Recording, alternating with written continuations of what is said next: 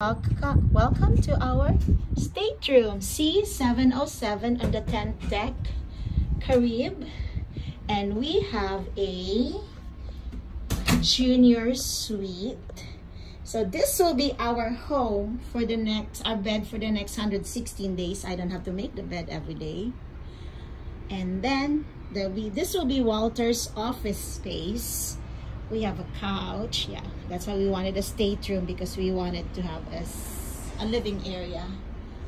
So it's not too bad for an old ship. And here is our balcony.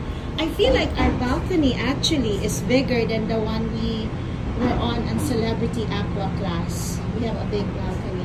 I love it. And we are in Port Everglades. Look at that Celebrity Ascent. We are in Fort Lauderdale, Port Everglades. So, and that's my love there.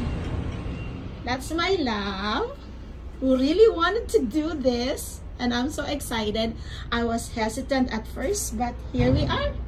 Today is the first day of our 116-day cruise around the world cruise 2025. So, our luggage are not here yet, so I think we can live here.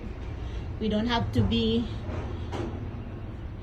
it's not too tight, so it's exciting.